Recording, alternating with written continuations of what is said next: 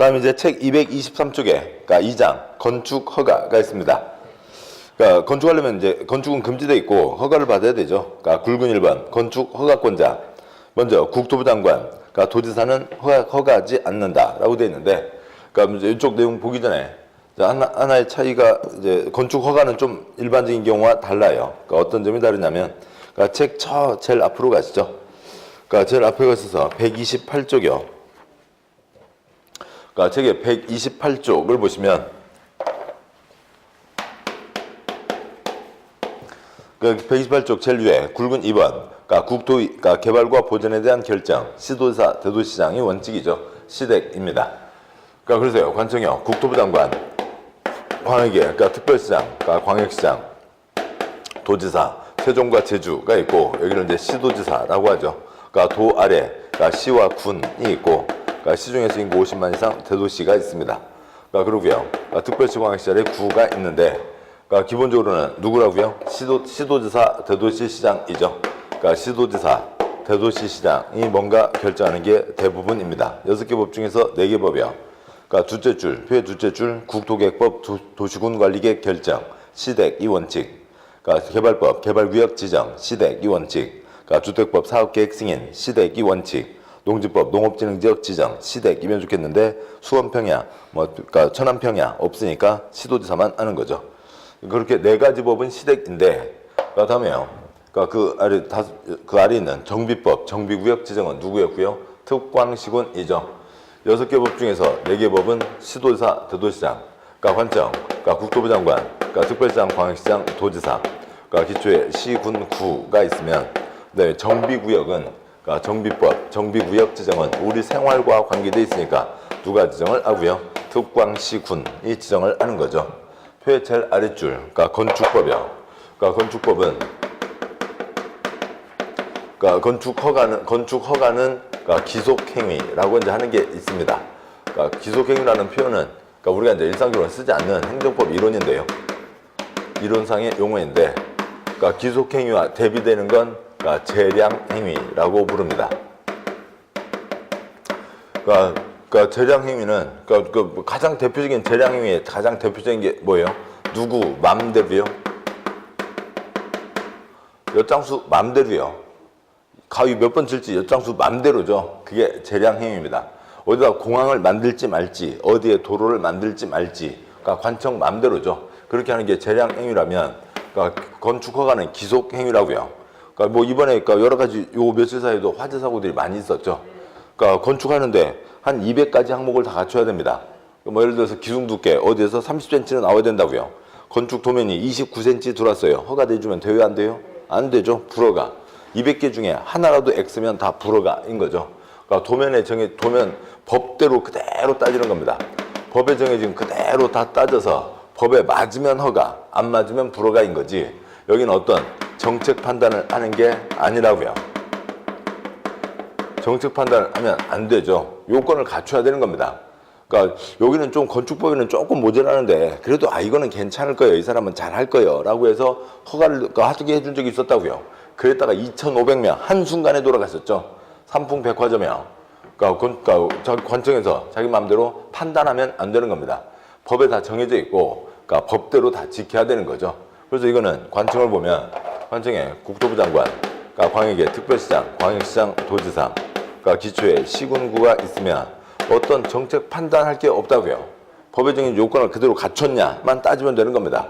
기둥 두께 몇 센치 맞고, 그다음에 그 뭐 무슨 배연장 그거 제대로 갖췄는지 등등등 그런 거 다 따지면 되는 거지 판단하는 게 아니라고요. 그래서 관청에 그래서 가나다라 도면 보고 건축법 보고 맞으면 허가, 안 맞으면 불허가. 가나다라 글자 읽을 줄 알고 숫자만 읽을 줄 알면 됩니다. 관청의 가장 말단 누가 처리한다고요? 시, 군, 구가 처리하는 거죠. 그리고 특별한 경우는 특별시장, 광역시장이 직접 허가하는 경우도 있다라고 하는 거고, 그러니까 건축 허가는 다릅니다. 그래서 차라리 이쪽 갖고는 시험에 별로 나오는 횟수가 적다면 이쪽은 엄청 시험에 나오는 거예요. 법에 정해진 요건 그대로 다 처리를 하는 거냐. 그래서 시험에 많이 나오고 있습니다. 다시 돌아오시죠. 그러니까 223쪽 돌아오시면, 그러니까 굵은 1번 건축 허가권자가 있는데, 이제 그 표와 관련된 문장까지를 다 보겠습니다만, 건축 허가 이쪽은 어느 지역에서 어떤 건물 지을 때 누구한테 허가를 받아야 되냐라고 하는 그 세부적인 것까지가 다 시험에 나오고 있습니다. 건축허가요. 관청 써보면 그러니까 국가를 대표하는 국토부 장관, 그러니까 광역에, 그러니까 특별시장, 그러니까 광역시장, 그러니까 도지사, 그러니까 도지사 아래, 그러니까 시장 군수, 구청장이 있고 광역에 또 세종과 제주, 특별자치시, 특별자치도가 있죠.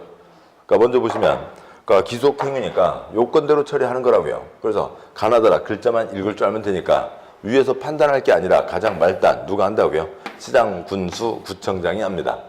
그러니까 세종과 제주는 더 이상 아랫사람이 없죠. 그래서 그러니까 세종시장, 그러니까 제주도지사가 직접 허가를 합니다.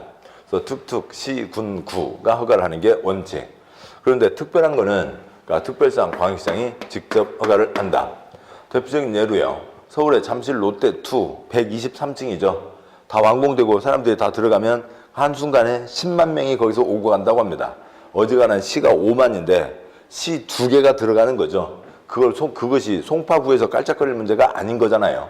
서울시 송파구의 문제가 아니라 서울의 부도심, 축이 달라지는 겁니다. 그러니까 따라서 특별한 거는 특별시장, 광역시장이 직접 허가한다.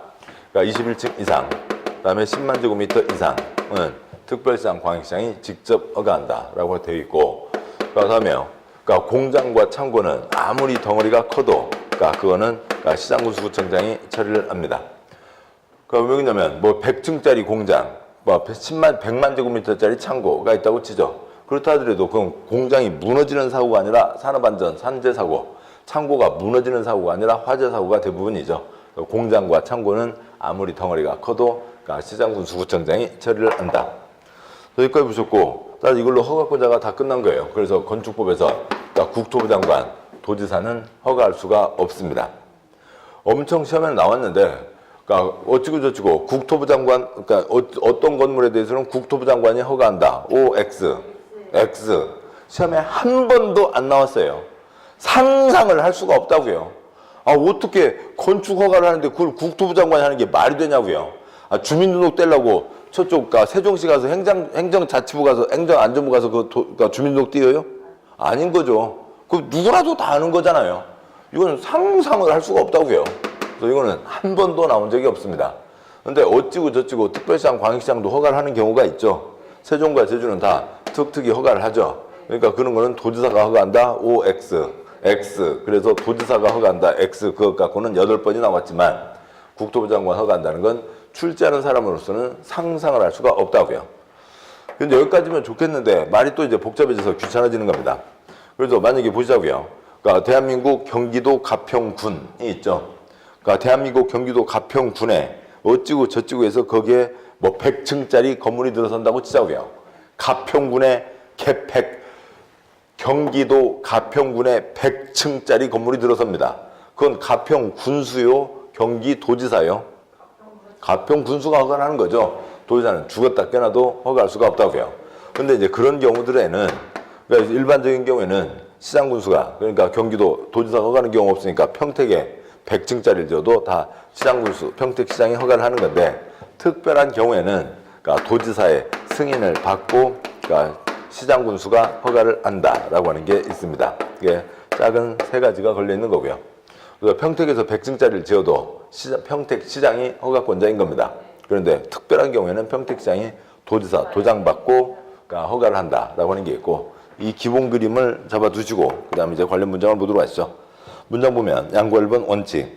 그러니까 건축물을 건축 또는 대수선하려는 자는 특특 또는 시장군수구청장의 허가를 받아야 된다. 건축 5가지. 먼저 대수선도 조금 손대는 게 아니라 크게 수선을 하는 거죠. 그래서 금지다. 허가받아야 된다. 시장군수구청장의 허가. 양과 2번 예외. 그러니까 특별시장, 광역시장이 직접 허가한다. 동그라미 1번. 특별시장, 광역시장의 허가를 받아야 하는 경우. 기업번 층수가 21층 이상 건축물의 건축. 그러니까 니은번 연면적 합계 10만 제곱미터 이상 건축물의 건축. 넘기기 전에요. 21층 이상. 그 다음에 10만 제곱미터 이상은 그러니까 특별시장, 광역시장이 직접 허가한다. 다음 주 동그라미 2번. 단 공장, 창고 등 건축물의 건축은 그러니까 군수, 구청장이 허가한다고 되어 있으니까 그러니까 공장과 창고는 아무리 덩어리가 커도 그러니까 시장군수, 구청장이지 특별시장, 광역시장이 허가하는 건 없습니다. 양과 3번. 그러니까 도지사 승인을 받고 시장군수가 허가를 한다. 그러니까 시장군수는 다음 건축물 건축을 하는 경우, 건축을 허가하는 경우, 도지사의 승인을 받아야 된다. 동그라미 1번 특별시장 또는 광역시장이 허가하는 대상 건축물. 동그라미 2번 자연환경 수질 보호를 위해서 도지사가 특별히 지정 공고했다고요. 여기는 걱정되니까 그러니까 니들 도장 마음대로 찍지 말고 나한테 승인받고 도장 찍어. 자연환경 수질 보호를 위해서 도지사가 지정 공고한 구역 안에 건축하는 3층 이상 연면적 합계 1000제곱미터 이상 건축물로 유락시설, 숙박시설 등. 그러니까 동그라미 3번 그러니까 주거환경, 교육환경 등 주변환경 보호상 필요하다고 인정해서 도지사가 지정 공고하는 구역 안에 건축하는 유락시설, 숙박시설 그 동그라미 1, 2, 3 세 가지는 도지사 승인을 받고 시장군수가 허가한다 라고 되어 있습니다. 그래서 건축 허가는 이제 거기까지가 전부 다고요. 이제 그거에 대한 것들을 가지고도 막 이렇게 나오게 됩니다. 그러니까 심지어는 지금 뭐가 있냐면 그러니까 여기에 양괄호 3번에 동그라미 2번과 그러니까 3번의 차이가 있죠. 그러니까 동그라미 2번은 그러니까 이제 우리가 이제 그런 것까지를 그러니까 6월 달까지는 그냥 뭐 하면 되고요. 계속 소리만 내시면 되고 그러니까 7월부터 문제풀이 하시면서 문제를 공부하시면서 요런 걸 요렇게 되는 거구나. 요걸 알아야 되는 거구나. 문제를 또 뭐 일찍 봐도 좋긴 합니다만 아무튼 여기는 그러니까 그 동그라미 2번은 그러니까 자연환경, 그러니까 수질 보호를 위해서 도지사가 지정 공고한 곳에 그러니까 짓는 3층 이상 그러니까 또는 그러니까 1000제곱미터 이상의 그러니까 위락시설, 숙박시설이죠. 그러니까 제일 골칫거리 두 가지요. 29가지 용도 중에 제일 골칫거리 두 가지가 유락시설과 숙박시설입니다. 건축주는 떼돈을 벌지 모르겠어요. 그 옆에 사람들은 애고 죽겠다고요. 나이트클럽 시끌시끌 하죠. 그러니까 숙박시설이요. 그러니까 고향 이제 그 일산 신도시 처음 만들어졌을 때 거기 살고 있던 친구 얘기입니다. 그러니까 그 3살짜리 딸내미가요. 그러니까 맨날 일요일만 되면은 아빠 나 신데렐라 궁전에 가고 싶어. 신데렐라 궁전에 가고 싶어. 그래서 뭐 어디 롯데월드를 갈까, 뭐 서울 어린이 대공원을 갈까, 어디를 뭐 에버랜드를 갈까, 쉬어. 저 집 앞에 있는 저 신데렐라 궁전에 가고 싶어. 막 속이 터진다고요. 어디에요? 숙박시설이요. 모텔 막 겉에는 막 번쩍번쩍하게 해놨잖아요. 딸내미는 왜 저기를 나를 안 데리고 가냐고 아빠한테 그렇게 하고 아빠를 뭐 어떻게 좀 얘기하기도 어렵고 아무튼 뭐 그런 것이 있습니다. 아무튼 주변 사람들은 복잡한 거죠. 동그라미 3번은 그러니까 주거환경, 그러니까 교육환경 위에서 지정 공고한 곳에 그냥 위락시설, 숙박시설이라고 돼 있죠. 그러니까 뭐 여기도 이제 등은 있습니다만 이것 갖고는 시험 나온 적 없고 그러면 지금 요 동그라미 2번에는 3층 이상 또는 1000제곱미터 이상이라고 하는 게 붙어 있고 그러니까 동그라미 3번에는 그게 안 붙어 있는 거죠. 이런 것까지도 나중에는 이제 그러니까 이런 것까지도 쟤네들이 시험을 내고 있다고요. 별 귀퉁이를 다 내야 되겠다 그런 생각이 아니라 이게 워낙 중요한데 이 중요한 것에 그러니까 세부적인 사항까지 다 알고 계시냐라고 하는 점에서 아주 세부적인 것까지를 내고 있는 겁니다. 그러니까 뜻은 뭐냐면 보시자고요. 그러면 그러니까 자연환경 수질보호를 위해서 지정 공고한 곳에 그러니까 1층짜리이고 그다음에 얼마짜리로 할까요? 500제곱미터짜리 그러니까 위락, 숙박을 짓습니다. 위락시설을 짓는다고요. 주거환경, 교육환경 위해서 지정 공고한 곳에 그러니까 1층짜리 여기도 뭐 100제곱미터라고 하죠. 그러니까 100제곱미터짜리 그러니까 위락시설을 짓습니다. 그러면 얘는 승인 동그라미 2번 1층짜리 100제곱미터짜리는 승인 받아요? 안 받아요? 승인 받지 않죠. 승인 받지 않고 시장군수가 알아서 처리하면 됩니다. 근데 동그라미 3번은 면적 얘기가 없었잖아요. 규모 얘기가 없었고 그러니까 1층짜리 100제곱미터짜리 승인 받아요? 안 받아요? 승인을 받아야 되는 거죠. 뭐 귀찮은 건데 복잡한 건데 그거까지 다 잡으시는군요. 승인을 받는 겁니다. 그래서 요런 차이까지를 지금 그러니까 안에 담고 있는 거죠. 또 그런 걸 갖고 시험에 내고 있습니다. 결국 뭐냐면 그러니까 토끼 새끼들 뛰어놀고 토끼 새끼들 연애하는 것도 중요하지만 토끼 새끼들 연애가 중요해요. 그러니까 사람 뭐라고 하면 안 되겠군요. 그러니까 사람은 아이들이요. 사람 아이들 안전이 더 중요해요. 사람 아이들 안전이 더 중요하죠. 그걸 얘기하는 겁니다. 그러니까 토끼 새끼들보다는 사람 아이들 안전이 더 중요하다. 그래서 여기는 조그만 것들은 승인을 받지 않아도 되지만 여기는 찌끔한 것도 다 승인을 받아라 라고 하는 것들이 깔리게 되는 거죠. 건축허가 어느 건축물을 어디에 지을 때 누구한테 허가 받냐가 중요하게 나오고 있습니다. 그러니까 굵은 2번 신고대상 건축물 그 신고대상은 그러니까 세부적인 사항이니까 빼고요. 간단한 것들 조그만 것들은 신고하고 지을 수 있다. 그 다음에 굵은 3번 허가를 취소할 수 있는 경우와 굵은 4번 허가를 취소해야 되는 경우가 있습니다. 그러니까 굵은 3번, 그러니까 먼저 문장 보시죠. 그러니까 그 굵은 3번 문장에, 그러니까 넷째 줄 끝에 넷째 줄, 그러니까 사용 제한 기타 필요한 조치를 할 수 있다. 네 글자에 표시하시고요. 할 수 있다. 굵은 3번 넷째 줄 끝에 할 수 있다. 그러니까 본문 보시면 허가권자는 대지건축물이 그러니까 이 법 규정의 명령 처분에 위반되면 기억번 이 법 규정에 의한 허가 또는 승인을 취소해야 한다. 할 수 있다. 할 수 있다. 아니면 니은번 건축물의 건축주 등에 대해서 공사의 중지를 공사 중지 명령을 때려야 된다. 때릴 수 있다. 할 수 있다. 아니면 디귿번 상당한 기간을 정해서 건축물의 철거, 개축, 증축, 수선, 용도 변경, 사용금지, 사용제한, 기타 필요한 조치를 할 수 있다. 라고 되어 있죠. 그러니까 건축법이요. 건축물 무너지면 안 되죠. 사람의 안전이 가장 중요한 겁니다. 사람의 안전이 중요한데 어느 누가 건축법을 위반했어요. 그러니까 건축법을 위반했으면 그러니까 이 사람에게 내줬던 허가를 취소해야 돼요. 할 수도 있고 안 할 수도 있고 그래요. 건축법 안전이 중요한데 건축법을 위반했다고요. 그럼 허가를 취소해야 돼요. 할 수 있어요. 근데 우리 시험에는 이제 안전이라는 얘기는 안 나오고요. 건축법을 위반했습니다. 그럼 허가를 취소해야 돼요. 할 수 있어요. 할 수 있다고 돼 있죠. 할 수 있다고 돼 있다고요. 왜요? 제일 다섯째 줄 가로요. 위반 정도가 천차만별, 적발 시점이 천차만별이라고요. 그러니까 보시자고요. 뭐 우리 건물에 지금 이쪽 계단으로 해서 2층으로 내려가는 계단이 열려 있나요? 그러니까 저는 안 가봤는데요. 뭐 이렇게 철문 같은 게 이렇게 달려 있더라고요. 근데 열려요? 저는 안 가봤습니다. 예.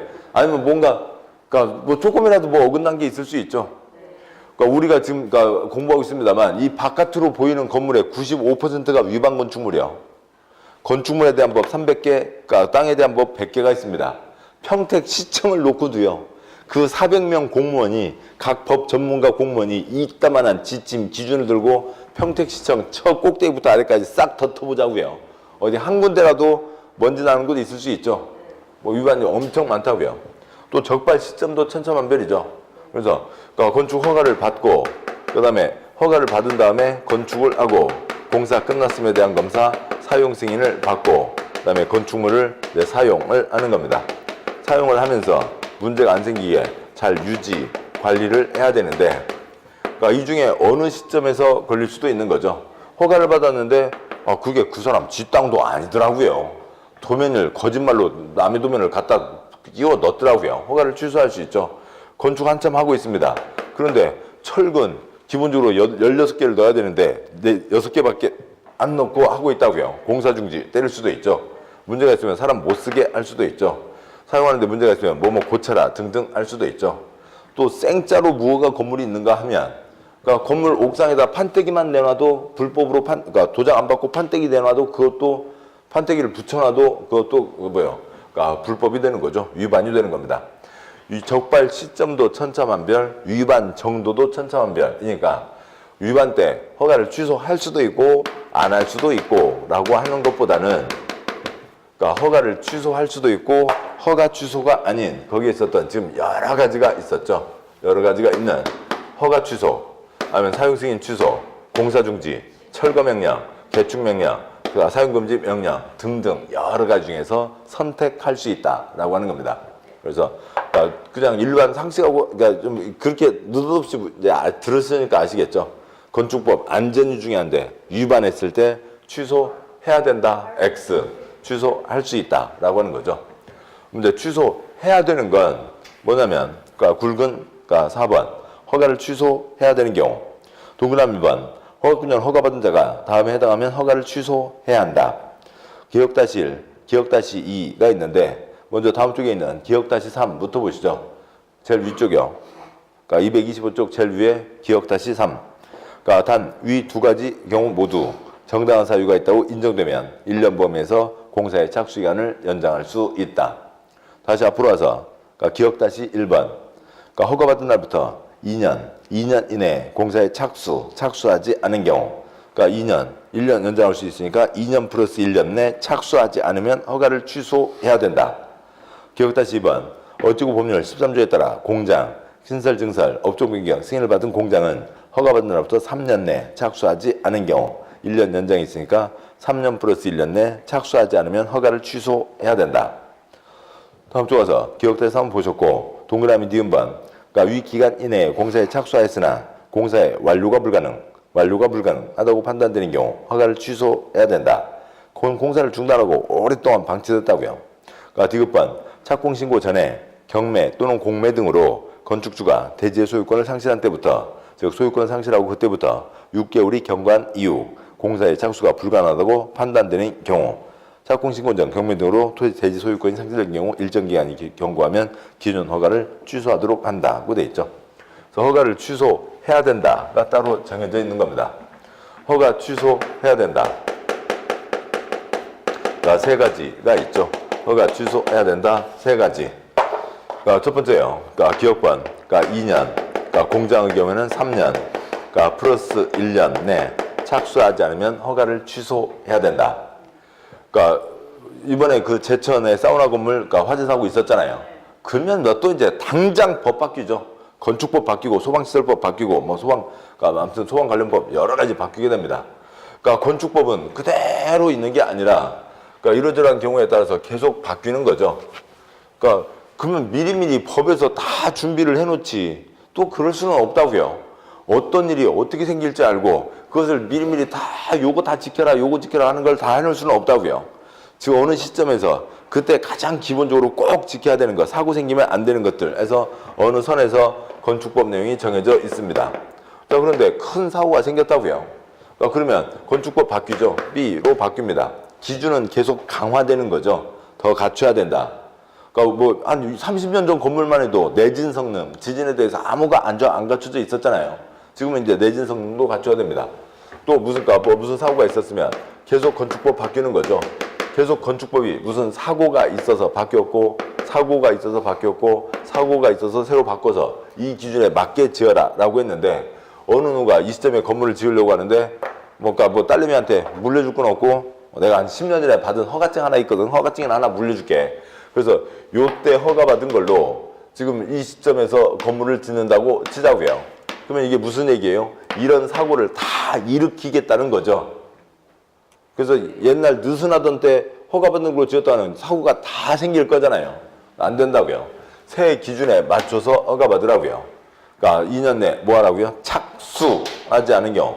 착수 두 글자 몇 년이요? 2년이라고요. 공장은 일자리 소중한 거죠. 그러니까 일자리 몇 글자요? 세 글자니까 몇 년이고요? 3년이죠. 그래서 일정한 기간 지나면 그러니까 무근허가증 허가를 취소해야 된다는 겁니다. 그러니까 두 번째는 니은번역 완료 불가능이라고 되어 있죠. 옛날에 이 니은번이 없었어요. 그러니까 니은번이 없었을 때 그러니까 기억법만 있었습니다. 2년 플러스 1년 내 착수해야 된다. 그랬더니 어떤 개똥이가 뭐하고요? 그러니까 2년 내에 착수해야 되니까 1년 11개월 때 기둥 하나 박아놨어요. 그러니까 그리고 지금 이제 춥잖아요. 그러니까 뭐하고요? 스키 타러 다니다가 해요. 스키장 문 닫을 때 와서 기둥 하나 또 박아놓고요. 그 다음 이제 꽃구경 다니겠죠. 그리고 또 기둥 하나 박아놓고요. 해수욕장 놀러 다니다가요. 기둥 하나 박아놓고요. 단풍구경 다니고요. 기둥 철골 빨갛게 녹슬었는데 거기다 콘크리트 비빈다고 붙어요? 안 붙는 거죠. 그래서 그러니까 그 공사가 오랫동안 방치되면 완료 불가능하다고 판단되면 허가를 취소해야 된다라고 하는 거고. 그러니까 다음에 디귿번역 건물을 손바닥에다 지어요? 땅바닥에다 지어요? 땅바닥에다 짓죠. 근데 디귿번역 땅바닥이 없어졌다고요. 날아갔다고요. 그러니까 돈을 못 갚아서 경매 공매로 땅바닥이 날아간 거죠. 근데 경매 공매 시작돼서도 일정 기간 안에 나 그동안 빚진 거 한 몫에 다 낼게 하면은 이제 다시 회복할 수 있는 기회가 한 번 있습니다. 근데 몇 개월이 지났으니까 6개월이 지나서 그런 기회도 없어졌다고요. 그러면은 이 사람은 땅이 없어졌으니까 이제 건물을 지을 수 없는데, 그러니까 이 디귿도 생긴 지 얼마 안 돼요. 얼마 전까지만 죽은 허가증, 묵은 허가증이 그 자리에 남아 있다고요. 그래서 새로 땅 산 사람이 그 자리에 들어가서 건물을 지으려도 해도 이 묵은 허가증 때문에 건물을 못 짓는 경우가 있고 그랬었다고요. 그래서 이제 무근허 가증 없앤다라고 하는 거죠. 그러니까 착수 불가능 때에는 소유권 상실해서 착수 불가능 때는 허가를 취소해야 된다라고 하는 거죠. 일반 상식하고 다르기도 하고 또 이제 그 아래 표로 보시죠. 표 두 개요. 동그라미 2번은 생략하고 동그라미 2번도 간단히 보시죠. 건축 신고는 간단하고 작은 것들이니까 걔는 빨리빨리 하라고요. 1년 내 착수하지 않으면 신고 효력은 없어진다. 그러니까 첫 번째 표. 첫째 줄에 허가 취소할 수 있다. 무수히 많아요. 보시죠. 그러니까 공법이 뭐냐면 그러니까 국회에서 법을 정했고 법을 집행하는 게 행정청이죠. 그러니까 행정청에서 그러니까 국민의 이러저런 부동산 활동에 대해서 규제하는 것과 행정청에서 앞으로 뭔가를 하겠다는 걸 정하는 게 부동산 공법입니다. 그러니까 대한민국 땅바닥 손대는 것, 개발행위 금지다, 뭐 받아야 되고요? 허가 받아야 되죠. 그 다음에 건축하는 거 금지고 허가 받아야 되죠. 그러니까 주택건설 금지고 허가 받아야 되죠. 승인이라고 표현하고요. 농지전용 금지고 허가 받아야 되죠. 그래서요. 허가 받아야 되는 거 엄청 많이 있어요. 그러니까 그런데 그거에 대해서 거의 대부분 다 뭐라고요? 허가를 취소할 수 있다라고 하는 겁니다. 두 번째 칸이요. 세 번째 칸 공법 통통 다 털어서 허가 취소해야 된다 딱 두 번이라고요. 그러니까 건축법 2년 플러스 1년 그다음에 완료 불가능, 착수 불가능 이때 허가를 취소해야 된다는 거죠. 그다음에 농지법 무슨 뭐 하라고 명령을 때렸어요. 조치명령 위반을 때렸는 명령을 때렸는데 조치명령을 위반하면 허가를 취소해야 된다. 공법 전체에서 허가 취소해야 된다 딱 두 번. 그러니까 건축법과 농지법 조치명령 위반 때 허가 취소해야 된다는 거니까 취소할 수 있는 건 하나도 볼 필요가 없는 거죠. 이 두 가지만 아시면 됩니다. 그다음에 두 번째 표예요. 허가받았으면 법이 7번 보시죠. 아까도 말씀드렸듯이 법이 계속 바뀌어가니까 다른 법들도 바뀌어가니까 정해진 기간 안에 착수하라고요. 착수 두 글자 몇 년요? 2년이라고요. 두 번째 표에 세 칸 중에 가운데 두 번째 칸 몇 년 내 착수요? 2년 내 착수해야 됩니다. 대부분 2년 내 착수하는 게 대부분이고 그러니까 건축법, 건축 허가 받았으면 몇 년 내 착수해야 된다고요? 2년 내 착수해야 된다. 그러지 않으면 허가를 취소해야 된다라고 하는 거죠. 첫 번째 칸 착수 1년 딱 한 번 있습니다.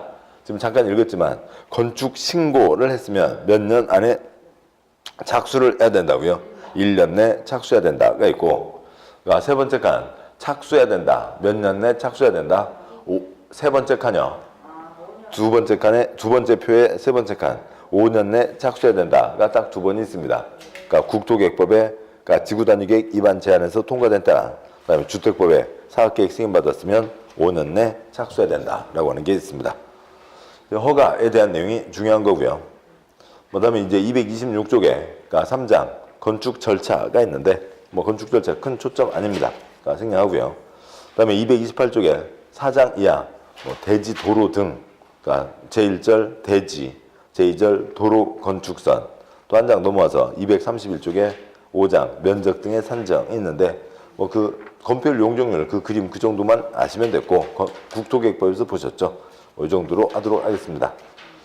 그러니까 쭉 더 넘어오시고요. 그러니까 주택법으로 가시죠. 237쪽, 238쪽이요.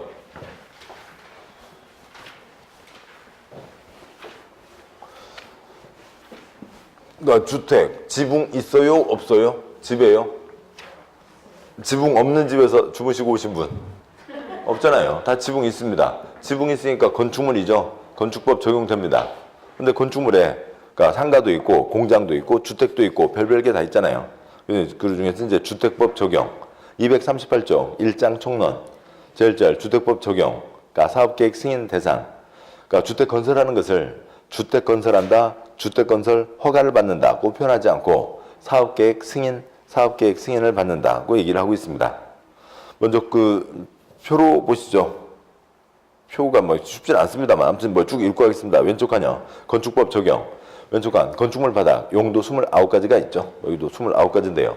29가지가 있고 그러니까 1번 단독주택, 2번 공동주택, 그 다음에 3번, 28번 장례식장, 또 이제 29번 야영장시설까지가 있습니다. 건축허가는 뭐라고요? 기속행위이죠. 그래서 30세 미만도 당연히 뭐 30세 이상도 다 건축허가를 받아야 됩니다.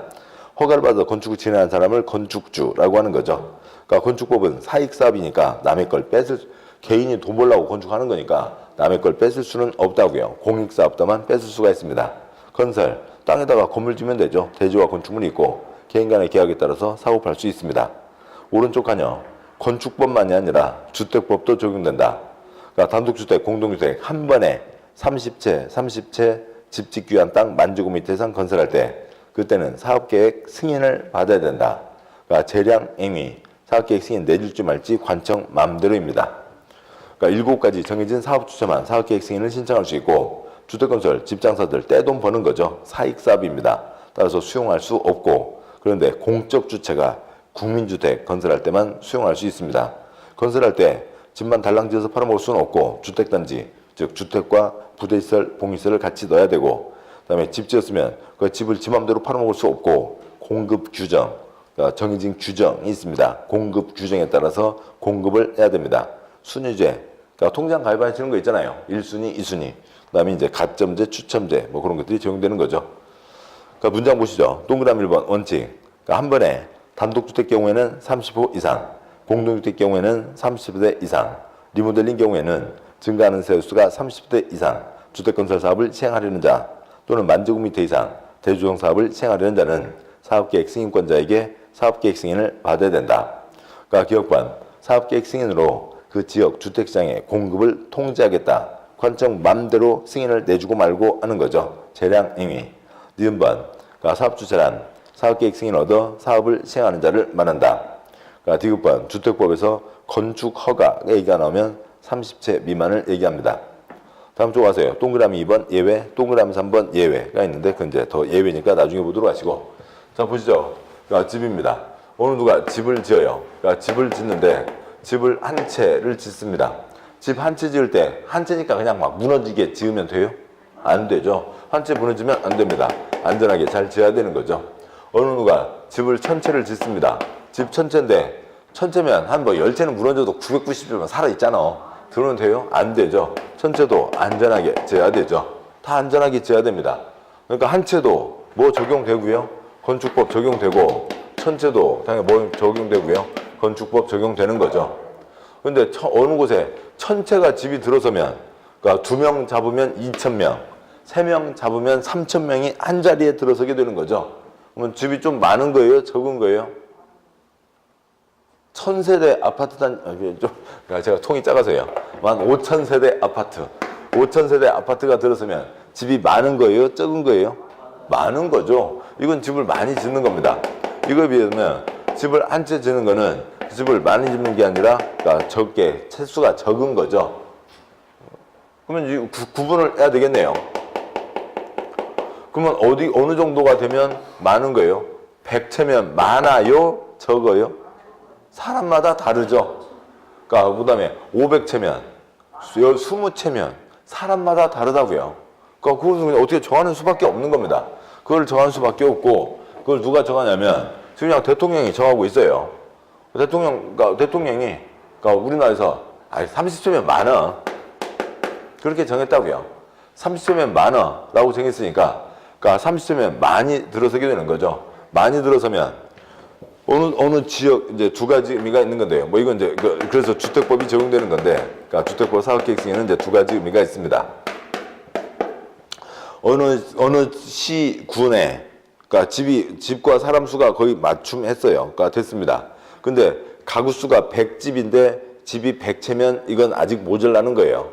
그러니까 주택 보급률이 100%는 됐습니다만 거기서 스톱하면 이사 갈 때 어느 한 집 쏙 들어가야죠. 그래야 되잖아요.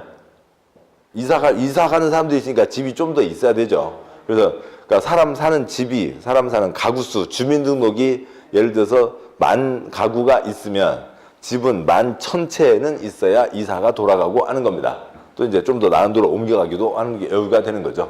저렇게 돼서 주민등록 10,000 가구가 돼 있고 집이 어느 도에 11,000채가 되는데 어느 집장사가 와서 나는 고기다 하면 나는 아주 능력이 뛰어나니까 나는 돈 벌 것 같아. 5,000채 지을 테요. 덜컥덜컥 도장 찍어주면 돼요? 안 되죠. 만집 살고 사람 살고 있는데 5,000채가 갑자기 5,000채가 들어서면 초과 공급이 되고 공급이 커지면 집값 떨어지게 되고 지역 주택시장에 커다란 영향을 주는 거죠. 우리 동네 집 나면 못 지어 끝입니다. 그러니까 지역 주택시장의 그러니까 공급을 통제하겠다라고 하는 뜻이 있는 거죠. 그러니까 다음 두 번째로는 한 곳에 많이 산다고요. 그러니까 여기는 그냥 한 집이고 뭐 2명, 3명 들어와서 사는 거죠. 그게 문제 안 되지만 그러니까 5천 세대면 10,000명, 15,000명이 사니까 한 곳에 많이 살게 되니까 이것저것 갖춰야 되는 거죠. 그러니까 주차 알아서 하라고요? 그럴 수 없잖아요. 단독주택 이사 가는데 그러니까 그 주차하는 것 그건 개인이 알아서 할 문제지만 그러니까 아파트 단지에 주차 알아서 하라고 할 수는 없죠. 이것저것을 갖춰야 된다라고 하는 겁니다. 이것저것을 갖춰야 된다라고 하는 게 그러니까 주택 단지가 조성이 되는 거죠. 그래서 부대시설, 복리시설을 같이 갖춰야 됩니다. 이것을 지금 현재로는 몇 채로 정하고 있는 거라고요? 30채로 정한 겁니다. 뭐 이 숫자는 이제 대통령이 정하는 거고 때때마다 바뀌는 거예요. 이제 뭐 매년 바뀌는 건 아니지만 얼마 전까지만 해도 숫자가 달랐습니다. 이제 특히 이제 언제였냐면 이런 규정들이 만들어진 때가 60년대 후반인데요. 그러니까 우리나라에 처음 아파트가 아까 몇 개층 이상이요? 5개층 이상의 아파트이죠. 그러니까 처음에 62년인가 1962년인가 1963년인가요. 그러니까 그 63년인 것 같습니다. 1963년에 처음 우리나라로 마포에 아파트가 들어섰어요. 마포에 아파트가 들어섰는데 세상에 그러니까 그 시골에서는 뭐라고 얘기냐면 서울 사람들은 희망스럽기도 하지. 아니 어떻게 집 지어서 살면 되지. 집에다가 또 집을 얹어놓고 거기서 어떻게 살아? 근데 집에다가 또 집을 얹어놨대요. 그냥 집에 살잖아요. 근데 집에다가 또 어떻게 집을 얹어놨대. 아무튼 뭐 그런 거죠. 뭐 시골에서는 아주 뭐 무슨 얘기인지 이해할 수 없다고요. 아이고 뭐 무거워서 어떻게 산대. 답답해서 어떻게 산대. 여기 사는 사람은. 근데 그것보다 더 큰 문제는 뭐고요? 그러니까 뭐가 안에 있대요? 화장실이 안에 있대요. 변소, 측간이 집 안에 있대요. 아이고 냄새나서 어떻게 살아. 그러니까 아무튼 참 그런데 더 큰 문제는 또 뭐고요? 그러니까 아침에 나와서 일을 보는데 그러니까 변소에 가는 게 아니라 측간에 가는 게 아니라 집 안에서 일을 본대요. 아이고 냄새나서 어떻게 살아. 더 큰 문제는 뭐고요? 그 화장실에서 일 보고 있는데 그 위에 또 누구 저기서 저 사람도 또 일 보고 있대. 아이고 참 사람들 별걸 다 하고 있네. 이제 그런 게 처음 아파트였습니다. 그러니까 다음 두 번째 처음 아파트였고요. 두 번째 마포 시범 아파트였고요. 그러니까 두 번째 아파트가 마포에 지은 무슨 아파트였고요? 와우 아파트였고요. 와우 아파트는 어떻게 됐고요? 와르르 무너진 거죠. 그러니까 이렇게 올리는 게 처음이었다고요. 첫 번째는 어쩌고저쩌고 했는데 되나 보네 했다가 그냥 와르르 무너지고 그런 적이 있었습니다. 자, 이런 식으로 해서 5개층이니까 내 집만 깔려도 몇 집이 돼요? 20집이 되는 거죠. 6집 깔리면 몇 집이 되는 거고요? 30집이 되는 거죠. 그래서 아파트 짓기 시작하면서부터 이 규정이 생긴 겁니다. 그래서 한 번에 30채 이상 지을 때 그러니까 주택법이 적용되는 거죠. 그리고 이제 그 관련된 기타 사항들이 있는데 그 표에 대한 내용들은 나중에 보도록 하시죠. 그래서요. 그러니까 주택법은 한 번에 30채 이상입니다. 근데 그 중간에도 있었지만 제일 아랫줄인가요? 그러니까 주택법에서 건축 허가 얘기가 자주 나와요. 그러면 주택법에서 건축 허가 나오면 주택법은 몇 채 이상인데 30채 이상인데 건축 허가가 나왔으니까 몇 채를 얘기하는 거예요? 30채 미만을 얘기하는 겁니다. 제일 아랫줄이요. 30채 미만을 얘기하고요. 다음 쪽 가세요. 제2절 그러니까 주택 등 용어정의 굵은 1번 주택의 분류 첫 번째 단독주택과 공동주택이 있고 먼저 목차 보시면 그러니까 다음 쪽 가서 보시죠. 다음 쪽 보시면 굵은 2번 그러니까 주택의 분류 두 번째 그러니까 국민주택과 민영주택이 있습니다. 그러니까 구분 기준이 다르다는 거죠. 그러니까 뭐 그것을 그러니까 처음에는 이제 이것도 생소하게 느끼시는 분이 계시는데 대한민국 모든 국민을 나눠보자고요. 대한민국 모든 국민을 그러니까 남성과 여성으로 나눌 수 있죠. 나는 그거 아니야. 나는 그거 아니야. 아무튼 그런 사람은 없잖아요. 대한민국 모든 사람은 남성과 여성으로 나눌 수 있습니다. 맞습니다. 또 대한민국 모든 사람은 그러니까 나이 드신 분과 그러니까 젊은 분으로 나눌 수가 있죠. 그러면 나이 드신 분요, 늙은 분요. 그러니까 몇 살이면 늙은 거예요? 누구한테 물어봐도 나보다 5살 많이 들은 사람부터 늙은 거죠. 나는 아직 젊고 나보다 5살 많은 사람이 늙은 사람이라고요. 시골에 가서 그러니까 친구 집에 놀러 갔다가요. 마지막 4년 됐나요? 그 친구 아버님이 화를 낮에 이제 또 나가셨다가 들어오시면서 그냥 화를 버럭버럭 내시면서 들어오십니다. 아이고, 그러니까 이제 저는 뭐 아이고 왜 저러시나 이제 이러고 있고 이제 아들놈이 그 친구놈이 아이고 아버지 뭐가 이렇게 화가 나세요? 요즘 젊은 것들은 말이야 인사성이 없어가지고 어른을 보고도 인사를 안 하고 누구 때문에 누가 그렇게 아버지 기분을 당하게 했어? 저 아랫집 그러니까 소똥이 그놈이 그렇게 나 인사도 안 하고 그러니까 뭐 그러고 이제 들어갔었다고요. 그래서 이제 그 친구 엄마한테 친구가 저 소똥이 아저씨가 몇 살이요? 소똥이 아저씨 82. 82이 지금 84한테 지금 제대로 인사를 안 했다고요. 그러니까 이거는 그러니까 개인 기준이니까 이걸로 어떻게 할 수가 없는 거죠. 그러니까 그러면 어떤 기준을 정하는 수밖에 없습니다. 객관적 기준을 정할 수밖에 없죠. 그래서 1999년 그러니까 12월 31일까지 태어난 사람, 그다음에 그러니까 2000년 그러니까 1월 1일 뒤에 태어난 사람으로 나눌 수는 있죠. 그럼 뭐 또 이제 뭐 1990년으로 잡을 수도 있는 거고요. 그래서 대한민국 모든 사람은 남성 아니면 여성이고, 대한민국 모든 사람은 그러니까 뭐 요 나이 전이거나 요 나이 그러니까 요 나이보다 더 먹었거나 덜 먹었거나 그런 거죠. 이게 주민등록번호 6자리, 7자리, 그 7자리 첫자 숫자리들이죠. 그러니까 1, 2, 3, 4 뭐 이렇게 돼 있잖아요. 주민등록번호요. 네, 그래서 아무튼 대한민국 모든 사람은 남성, 여성으로 나눌 수도 있고, 대한민국 모든 사람은 1999년 그러니까 뭐 12월 말 그 날짜를 기준으로 해서 나눌 수도 있습니다. 그러니까 이하고 똑같은 거라고요. 그러니까 대한민국 모든 집을 뭐와 뭐로 나눌 수도 있고요. 굵은 1번 단독주택과 공동주택으로 나눌 수도 있고, 그러니까 대한민국 모든 집을 뭐와 뭐로 나눌 수도 있고요. 그러니까 국민주택과 민영주택으로 나눌 수도 있는 겁니다. 그러니까 단독주택에 뭐가 있고요? 국민주택, 민영주택 있고요.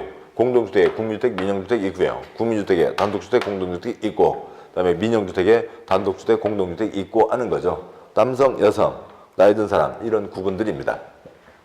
다시 앞장 와서요. 앞쪽이요. 239쪽에 제2절 1번 주택의 분류 첫 번째 단독주택과 공동주택이고, 그러니까 구조에 따라서 단독주택과 공동주택으로 나눕니다.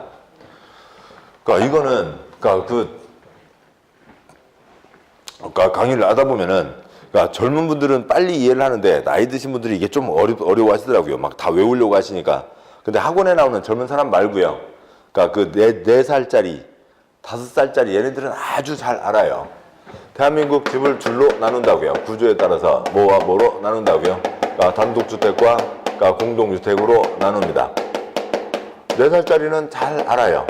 그러니까 점심 먹고 좀 아마 한숨, 그러니까 30분씩 쉬었습니다. 잤습니다. 자, 그러고요. 선생님께서 얘기하시는 거죠. 자, 이번 시간은 미술 시간이에요. 자기 집을 그려보아요. 그래서 자기 집을 그립니다. 개똥이는 자기 집 이렇게 그렸다고요. 그러니까 소똥이는 자기 집 이렇게 그렸습니다.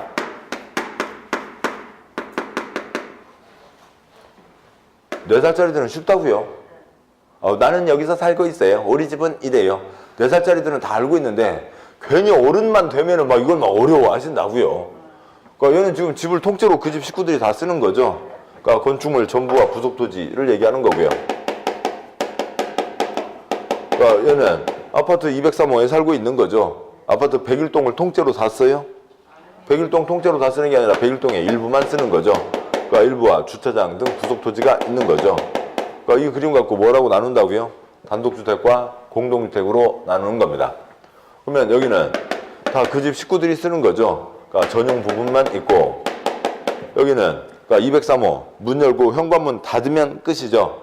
현관문 닫으면 그 집 식구들만 쓰는 겁니다.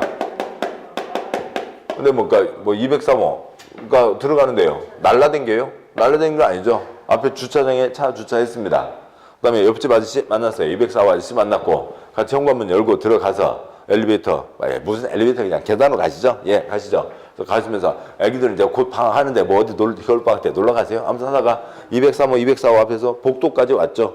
그래서 각각 집으로 들어갔습니다. 주차장, 현관, 복도, 엘리베이터 어느 한 집만 쓰는 거 아니죠. 옆집과 같이 쓰는 거죠. 공용 부분이 있는 겁니다. 공용 부분은 꼭 그 집 바깥에만 있는 거 아니죠. 7번이요. 203호 벽이 204호 벽이죠. 203호 바닥이 103호 천정이죠. 그래서 공용 부분은 여기 집에도 직접 붙어 있기도 합니다. 이거라고요. 공용 부분이 있다, 없다라고 하는 무슨 차이로? 구조의 차이로 대한민국 모든 집을 단독주택과 공동주택으로 나누는 겁니다. 그러니까 민법에서는 저걸 다 통째로 한 사람이 갖고 있어. 단독 소유 대상이 되고, 뭐 물론 이제 공유 지분으로 할 수도 있습니다만, 이제 그다음에 그러니까 그 아파트 같은 경우에는 그러니까 끊어서 갖고 있잖아요. 그러니까 구분해서 소유한다고 하는 건 이건 민법 얘기고, 지금 오늘은 민법이 아니니까 뭐로 한다고요? 공용 부분이 있다, 없다는 구조의 차이로 단독주택, 공동주택을 나눕니다. 근데 공동주택에 그러니까 아연 다기 건축법에서는 아연 다기가 있지만, 그러니까 기숙사 30동 지어서 팔았다는 소식 들어보신 적 있어요? 어느 건축업자가 기숙사를 30동을 지어서 그걸 막 팔아요. 그런 경우 있어요? 아니잖아요. 학교라든지 공장에서 자체 필요해서 기숙사를 짓는 거지. 그러니까 이건 사고 팔고 하는 대상이 아니잖아요. 그래서 주택법에 오면 뭐는 빠지게 되고요. 기숙사는 빠지게 됩니다. 사고 파는 대상도 아니고 식구들이 같이 사는 것도 아니죠. 아파트 몇 개층이 아까 했었죠. 아연다 5개층 4개층 660이라고요. 아연다 5개층 4개층 660. 아파트 5개층 이상 연다 4개층 이하 660으로 구분이 되죠. 여기까지가 그러니까 구조에 따른 분류입니다. 그러니까 표 다 말씀드렸고요. 문장 보시면 동그라미 1번 주택이란 세대원이 장기간 독립된 주거생활을 할 수 있는 구조로 된 건축물의 전부 또는 일부 및 그 부속 토지를 말하며 단독주택과 공동주택으로 구분한다. 그 동그라미 1번 첫째 줄 끝에요. 건축물의 전부 또는 일부 및 그 부속 토지. 그 7번 보시죠. 건축물 전부와 부속 토지가 뭐고요? 단독주택. 몇 살짜리는 쉽다고요. 그러니까 건축물 일부와 부속 토지가 뭐고요? 공동주택이죠. 그러니까 동그라미 2번 단독주택은 초점 아니고, 동그라미 3번 공동주택. 공동주택이란 건축물의 벽, 복도, 계단, 그 밖의 설비 등의 전부 또는 일부를 공동으로 사용하는, 그 공동으로 사용하는 부분을 뭐라고 하고요? 공용 부분. 각 세대가 하나의 건축물 안에서 각각 독립된 현관문 닫고 들어가면 끝이죠. 무슨 부분이요? 전용 부분, 주거생활을 영위할 수 있는 구조로 된 주택을 말한다. 그역번 아파트, 주택으로 쓰는 층수가 5개층 이상. 니은번 연립주택, 주택으로 쓰는 한교동 바닥면적 합계가 660초가하고 층수가 4개층 이하. 그러니까 디귿번 다세대주택, 주택으로 쓰는 한교동 바닥면적 합계가 660 이하이고 층수가 4개층 이하. 아연다 5개층, 4개층 660입니다. 그러니까 다음 쪽 와서요. 그러니까 240쪽에 굵은 6번 주택의 분류 두 번째. 그러니까 국민주택과 민영주택이 있는데, 먼저 첫 번째 표는요. 그러니까 국민주택이 뭔지 보고 가시자고요. 그러니까 국민주택이라고 하면 그러니까 국민가수, 국민차 그런 것과 좀 비슷한 개념입니다. 국민가수 뭐 연말이니까 지금 어디선가 하춘아 씨 공연 곧 하겠죠. 뭐 조용필 씨는 뭐 가끔 띄엄띄엄 하기도 하고요. 아무튼 뭐 옛날에는 패티김 씨 연말 공연이 있었는데 요즘에는 거의 안 하시고요. 아무튼 어지간한 사람 좋아하는 가수들, 국민가수, 국민차, 의지 있고 조그만 뭐 이렇게 할부 부담만 할 수 있으면 마련해서 타고 다닐 수 있는 차, 국민주택. 그러니까 의지 있고 좀 노력하면 마련할 수 있는 주택이면 좋겠는데 실제로는 그러지 않고요. 택도 없이 모자라고요. 아무튼 그러니까 취지는 뭐고요? 그러니까 집 없는 서민이 그 두 번째 칸요. 무주택 서민이 그러니까 작은 집, 그러니까 싸게 살 수 있게 도와주겠다라고 하는 겁니다. 그런 그러니까 주거 복지, 그러니까 주거 정책의 문제예요. 그런데 그러니까 법이 엉망이죠. 제도 자체가 엉망입니다. 집 없는 사람에게 더 소중한 건 뭐예요? 요거보다는 그러니까 집 없는 사람은 무주택 서민이 작은 집 싸게 빌려 쓰는 게 더 좋은 거잖아요. 싸게 빌려 쓸 수 있게 도와주겠다. 그래야 훨씬 더 집 없는 사람에게는 좋은 겁니다. 그러니까 대표적인 경우요. 그러니까 노르웨이. 그러니까 전체 집의 88%가 공공임대입니다. 공공임대이고, 그러니까 계약 기간 40년이요. 한 번 계약이 40년. 그러니까 40년이지만 중간중간 이제 그러니까 그 월세는 올라가죠. 월세 인상분은 그러니까 아예 법으로 절대로 물가 인상률을 넘어설 수 없게 돼 있어요. 그러니까 임차인은 언제라도 주장만 하면 40년을 더 그러니까 연장할 수 있습니다. 3번까지 사실래요? 계약 3번 연장이요? 120살. 뭐 그게 좋은 건지 안 좋은 건지는 잘 모르겠습니다. 노르웨이에서는 집을 돈 주고 산다는 걸 상상을 할 수가 없는 거죠. 집을 왜 그러니까 가끔 해외여행 가니까 그러니까 보잉이나 에어버스 비행기나 하나씩 사놔야지. 그런 거랑 똑같은 얘기라고요. 아니 이렇게 빌려 쓸 수 있는 집이 80%라고요. 누구라도 집을 빌려서 쓸 수 있어요. 그러니까 물가보다 싸게 아무 걱정 없이. 그러니까 집을 돈 주고 사는 일 자체를 상상을 할 수가 없다고요. 싱가포르 공공임대가 그러니까 전체 집의 45%입니다.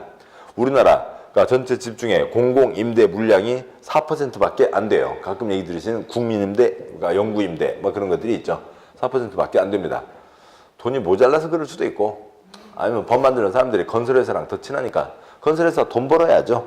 공공임대 많이 들어서면 건설회사 돈을 못 법니다. 그래서 아무튼 이걸 안 하고 그러니까 뭐로 하고 있고요. 싸게 살 수 있게 도와주겠다라고 하는 겁니다. 세 번째 칸이요. 그러니까 무주택 서민이 대한민국의 46%입니다. 식구 다 톨톨 털어서요. 그래서 식구 다 톨톨 털어서 어느 누구 한 명으로 집 한 채 있으면 대한민국 상위 54%라고요. 그래서 그러니까 지금 이렇게 학원에서 뵙는 분들 그래도 대한민국에서 그래도 좀 있는 집들 분들이세요. 그러니까 이렇게 얘기 들어보면은 그러니까 전월세 사시는 분보다는 자기 집 갖고 있는 분들이 적지 않습니다. 그러면 무주택인 분이 46%인데 그럼 고생해서 집을 장만하잖아요. 그러면 이제 무주택인 분들이 갈수록 줄어들어요? 갈수록 늘어나고 있어요? 늘어나고 있습니다. 그러니까 5년 전에 41%였어요. 5년 동안 집 뺏긴 사람이 5%가 늘어났다고요. 5천만 잡으면 그러니까 몇 명이에요? 25만 명이 집을 뺏기고 쫓겨난 겁니다. 우리나라는 치맥집 열었다가 한번 문 닫으면 끝인 거죠. 다시는 회복이 안 되잖아요. 그래서 무주택인 분들이 훨씬 많이 늘어나고 있습니다. 아무튼 대한민국 국민 46%가 무주택이고 그런데 그러니까 집이요. 뭐 요즘에 이제 2.5인, 뭐 2.3인 되겠습니다만 많이 잡아서 몇 명이요? 3명까지 살고 있죠. 3명 사는데 몇 평이면 됐다고요? 30평이면 됐다고요. 그러니까 3명 사는데 보통 이제 애기 아빠, 애기 엄마, 애기 한 명 있다고 치면 그러니까 30평이면 충분히 뒹굴뒹굴 할 수 있다는 거죠. 3명 사는데 30평이면 됐다. 그것을 소련말로 뭐라고 하고요? 85제곱미터라고 얘기하는 겁니다.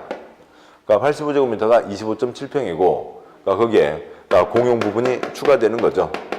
그러면 25.7평에 공용 부분이 추가되니까 잘 빠지면 흔히 하는 얘기로 잘 빠지면 좀 서비스 면적이 많으면 32평, 33평까지 가고 많으면 30평 언저리 그 정도 되는 집을 얘기하는 거죠.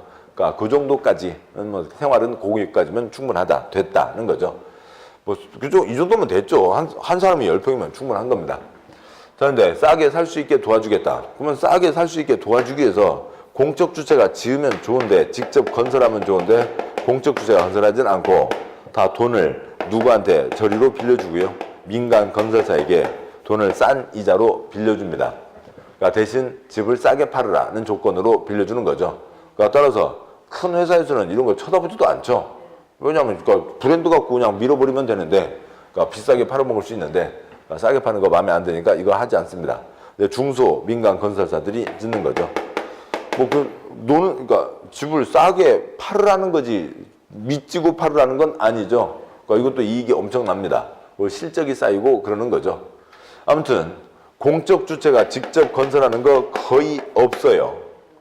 지금 여기 계신 분 중에서 국토부 장관이 지은 집에서 사시는 분, 그러니까 평택시장이 지은 집에서 사시는 분 거의 없잖아요. 거의 없습니다. 그러니까 주공에서 찌끔 짓는 거 빼고는 거의 없는 거죠. 거의 대부분 중소 민간사들이 짓고 있는 게 국민주택입니다. 요걸 놓치면 안 된다고요. 법이 엉망진창. 그래서 이것 갖고 운동하게 되는데 국민주택은 실제로 대부분은 다 누가 짓고 있어요? 민간들이 짓고 있습니다. 여기까지가 배경이고 이걸 깔아야 그 다음 얘기를 이해하실 수가 있다고요. 표로는 간단하게는 돼 있죠. 두 번째 표요. 대한민국 모든 집을 재원, 집 짓는 데 들어가는 돈, 그 다음에 규모에 따라서 둘로 나눕니다. 국민주택과 민영주택으로 나누는데 국민주택은 법적 정의는 공적 주체가 지은 85제곱미터 이하, 그 다음에 또 공적 자금이 들어간 85제곱미터 이하를 얘기합니다. 근데 실제로는 아무튼 그렇고요. 그러니까 민영주택은 민간이 건설했다는 게 아니라 국민주택이 아닌 것을 얘기하는 거고요. 그러니까 문장 보시죠. 동그라미 1번. 그러니까 국민주택이란 다음 어느 하나에 해당하는 주택으로 국민주택 규모 이하, 85제곱미터 이하인 주택을 말한다. 기억반, 국가 지방자치단체, 토주택공사, 주택사업 목적으로 설립된 지방공사가 건설하는 주택, 공적 주체가 건설하는 주택으로 85제곱미터 이하. 그러니까 니은번, 국가 지방자치단체의 재정 또는 주택도시 기금이라고 하는 이제 국가돈이 있습니다. 거기로부터 자금을 지원받아 건설되거나 개량되는 주택으로 85제곱미터 이하. 지금 동그라미 1번 국민주택, 그러니까 줄수만 6줄이죠. 7번 보시죠. 줄여서. 그러니까 공적 주체가 지은 85 이하, 공적 자금이 들어간 85 이하입니다. 그러니까 동그라미 2번. 그러니까 국민주택 규모란 주거 용도로 쓰이는 면적, 주거 전용 면적이 1호 1세대당 85제곱미터 이하인 주택을 말한다. 그러니까 3명 사는데 30평이면 됐다고요. 소련 말 85제곱미터. 단 수도권을 제외한 도시지역이 아닌 읍면지역은 1호 1세대당 주거 전용 면적 100제곱미터 이하인 주택을 말한다. 이 규정 만들어질 당시 시골에서는 식구들이 좀 더 많았습니다. 동그라미 3번. 그러니까 민영주택이란 국민주택을 제외한 주택을 말한다. 그렇게 되는데 두 번 낸것다. 민영주택이란 민간이 건설한 주택을 말한다. X라고요. 그러니까 법을 엉망으로 만들어 놓고 사람들을 골치 귀찮게 하는 거죠. 그러니까 민영형. 그러니까 철도 민영화, 한전 민영화 그런 얘기 들어보셨나요? IMF 때 많이 나왔잖아요. 민영이라고 하면 그건 뭐냐면 대부분 하는 얘기가 민간이 그걸 소유하고 있습니다. 그래서 민간이 직접 운영하는 것들을 얘기하는 게 민영으로 얘기하는 거잖아요. 그래서 민간이 지가 소유한다는 것은 그러니까 집이니까 민간이 지가 건설해서 그러니까 지가 소유하고 지가 운영하는 모양이다 라고 민영 두 글자를 그리면 민영항공. 그러면 민영항공 그러면은 비행기 지가 사서 그러니까 지가 그 비행기 운영하면서 돈 벌고 하는 거잖아요. 이렇게 되는데 그러니까 우리가 상식적으로 쓰는 얘기는 이런데 지금 주택법에서는 민간 건설이 아니라고요. 일반 상식과 다르게 민영주택은 뭐가 아닌 거예요? 국민주택이 아닌 거죠. 국민주택의 대부분은 다 누가 지었다고요? 중소 민간 건설사들이 지은 거죠. 중소 민간 건설사들이 지은 거고, 따라서 이걸 민간이 건설했다 그러면 틀리는 겁니다. 국민주택이 아닌 주택을 얘기하는 겁니다. 그러니까 굵은 3번까지 가보시죠. 굵은 3번 주택단지, 부대시설, 복리시설이 있습니다. 동그라미 1번 주택단지란 주택건설 대주조성 사업계획 승인을 얻어. 사업계획 승인이 아까 한 번에 몇 채 이상이었어요? 주택법이요? 30채 이상이었죠. 근데 이제 실제로 이제 우리가 이제 상황을 떠올릴 때는 이제 1000세대, 5000세대 아파트 단지를 떠올려 보시고 사업계획 승인을 얻어. 그러니까 주택과 그 부대시설, 복리시설을 건설하거나 대지를 조성하는 데 사용되는 일단의 토지를 말한다. 라고 되어 있습니다. 그러세요. 그러니까 30채 이상 때는 주택단지 개념이 적용되는 거죠. 그러니까 29채까지 30채 미만까지는 주택단지를 만들지 않는 거죠. 그러니까 건축법 적용되는 게 30채 미만이잖아요. 30채 미만이면 그러니까 집만 지어서 팔아먹으면 되죠. 근데 집을 손바닥에다 지을 수 없으니까 땅에다 집 지어서 팔아먹으면 끝입니다. 그런데 그러니까 주택법은 몇 채 이상이라고요? 30채 이상이죠. 30채 이상인데 그 땅바닥에다가 그러니까 집만 지어서 팔아먹을 수는 없다고요. 많은 사람들이 생활하니까 이것저것들을 같이 골고루 갖춰야 됩니다. 뭐도요? 부대시설도 복리시설도 같이 갖춰야 된다. 이게 세트로 들어가 있는 이 땅바닥을 우리가 얘기하는 아파트 단지, 주택 단지라고 하는 거죠. 그러면 동그라미 2번 이제 복리시설이란 주택 단지 안에 입주자 등의 생활 복리를 위한 공동시설을 말한다. 어린이 놀이터, 근린생활시설 아래다가 상가 쓰시고요. 단지 내 상가가 있죠. 그리고 큰 아파트 새로 들어서면 그 단지 내 상가 1층에 돈 많이 들겠습니다만 그러니까 1층에 해서 그냥 그 중개업 하나 차려놓으면은 그러니까 좋잖아요. 그러니까 권리금도 없고 처음이니까 바닥 권리금은 딴 얘기고요. 그다음에 이제 유치원, 주민운동시설, 경로당 등이 있습니다. 동그라미 3번 그러니까 부대시설이란 주택에 부대되는 다음 시설 설비를 말한다. 그러니까 주차장, 그러니까 관리사무소, 담장, 단지 안에 도로, 건축설비 등이 있는데 아무튼 동그라미 2번, 3번을 구분하는 것 같고 뭐 여러 번 문제가 나왔는데 8번이나 나왔는데 지금 241쪽 주택 관리부대가 뭐냐면 동그라미 3번 부대시설 중에 주차장, 관리사무소가 있다고요. 관리사무소는 무슨 시설이라고요? 부대시설이라고요. 관리사무소는 부대시설이다.